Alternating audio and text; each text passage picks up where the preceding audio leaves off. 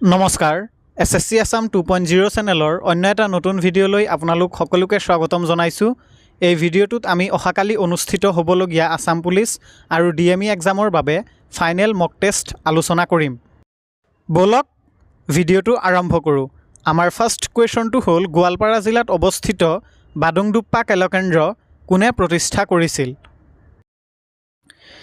ইয়াৰ right এনচাৰটো হ'ব option A Shukracharya Rabha. Goalpara জিলাত অৱস্থিত বাদুংডুপ্পা কলা কেন্দ্ৰ শুক্ৰাচাৰ্য ৰাভাই প্ৰতিষ্ঠা কৰিছিল। আমাৰ নেক্সট কুৱেশ্যনটো হ'ল তাম্ৰেশ্বৰী মন্দিৰ অসমৰ কোন ঠাইত অৱস্থিত? ইয়াৰ ৰাইট এনচাৰটো হ'ব অপশ্যন বি শদিয়া। তাম্ৰেশ্বৰী মন্দিৰ অসমৰ শদিয়াত অৱস্থিত। আমাৰ নেক্সট কুৱেশ্যনটো হ'ল পৰম্পৰাগত লোকনাট কুশান গান মূলতঃ কোনখন জিলাত প্ৰচলিত? ইয়াৰ ৰাইট এনচাৰটো হ'ব অপশ্যন এ গোৱালপাৰাত। পৰম্পৰাগত লোকনাট কুশান গান গোৱালপাৰা জিলাত প্ৰচলিত। আমাৰ নেক্সট কুৱেশ্যনটো হ'ল হাছা উৎসৱ কোন জনগোষ্ঠীৰ লোকসকলে উদযাপন কৰে? ইয়াৰ ৰাইট এনচাৰটো হ'ব অপশ্যন বি কাৰ্বি। হাছা উৎসৱ কাৰ্বি জনগোষ্ঠীৰ লোকসকলে উদযাপন কৰে। আমাৰ নেক্সট কুৱেশ্যনটো হ'ল নিমাতী কইনা কাব্যনাটখন কোনে লিখিছিল? ইয়াৰ ৰাইট এনচাৰটো হ'ব অপশ্যন এ জ্যোতিপ্ৰসাদ আগৰৱালাই। নিমাতী কন্যা কাব্যনাটখন জ্যোতিপ্ৰসাদ আগৰৱালাই লিখিছিল। আমাৰ নেক্সট কুৱেশ্যনটো হ'ল প্ৰবীণা শইকীয়া বঁটা তলৰ কোনটো সংস্থাই প্ৰদান কৰে? ইয়াৰ ৰাইট এনচাৰটো হ'ব অপশ্যন এ অসম লেখিকা সংস্থাই। প্ৰবীণা শইকীয়া বঁটা অসম লেখিকা সংস্থাই প্ৰদান কৰে। আমাৰ নেক্সট কুৱেশ্যনটো হ'ল কোনখন উপন্যাসৰ বাবে বন্দিতা ফুকনে সাহিত্য অকাডেমী শিশু সাহিত্য পুৰস্কাৰ লাভ কৰিছিল? ইয়াৰ ৰাইট এনচাৰটো হ'ব অপশ্যন এ সেউজীয়া ধৰণী।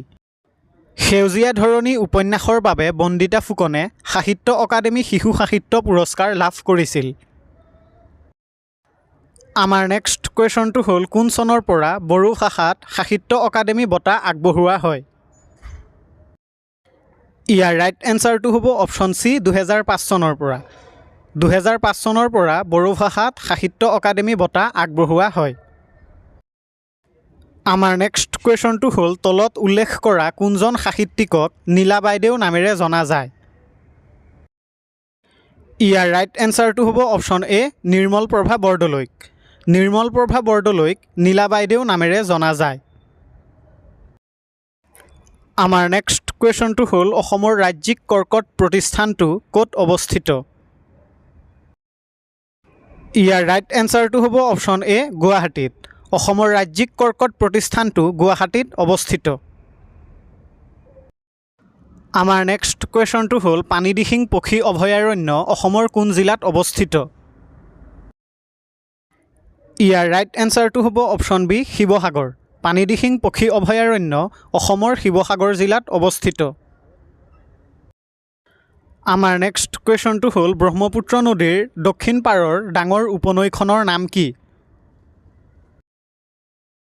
ইয়াৰ ৰাইট এনচাৰটো হ'ব অপশ্যন এ কপিলী। ব্ৰহ্মপুত্ৰ নদীৰ দক্ষিণ পাৰৰ আটাইতকৈ ডাঙৰ উপনৈখন হ'ল কপিলী নদী।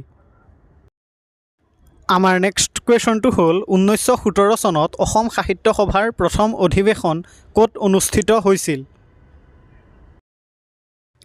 ইয়াৰ ৰাইট এনচাৰটো হ'ব অপশ্যন এ শিৱসাগৰ জিলাত। 1917 চনত অসম সাহিত্য সভাৰ প্ৰথম অধিৱেশন শিৱসাগৰ জিলাত অনুষ্ঠিত হৈছিল।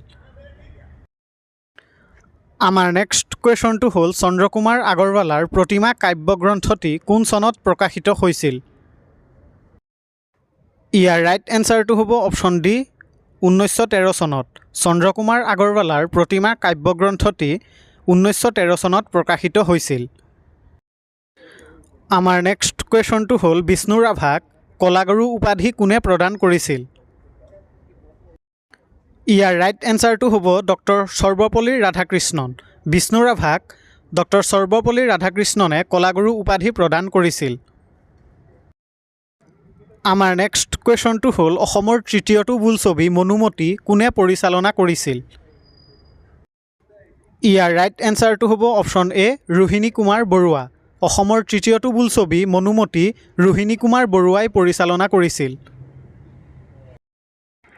আমাৰ নেক্সট কুৱেশ্যনটো হ'ল নৰিয়া ৰজা হিচাপে কোনজন আহোম ৰজাক জনা যায়? ইয়াৰ ৰাইট এনচাৰটো হ'ব অপশ্যন চি চুটিনফা। নৰিয়া ৰজা হিচাপে চুটিনফাক জনা যায়।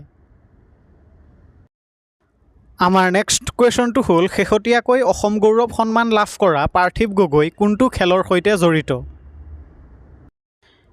ইয়াৰ ৰাইট এনচাৰটো হ'ব অপশ্যন এ ফুটবল। শেহতীয়াকৈ অসম গৌৰৱ সন্মান লাভ কৰা পাৰ্থিৱ গগৈ ফুটবল খেলৰ সৈতে জড়িত। আমাৰ নেক্সট কুৱেশ্যনটো হ'ল অসমৰ প্ৰথম অৰ্জুন বঁটা বিজয়ী খেলুৱৈ ভোগেশ্বৰ বৰুৱাৰ জন্ম কোন ঠাইত হৈছিল? ইয়াৰ ৰাইট এনচাৰটো হ'ব অপশ্যন এ শিৱসাগৰ। অসমৰ প্ৰথম অৰ্জুন বঁটা বিজয়ী খেলুৱৈ ভোগেশ্বৰ বৰুৱাৰ জন্ম শিৱসাগৰ জিলাত হৈছিল। আমাৰ লাষ্ট কুৱেশ্যনটো হ'ল দেৱকান্ত বৰুৱাৰ একমাত্ৰ কাব্যগ্ৰন্থখনৰ নাম কি?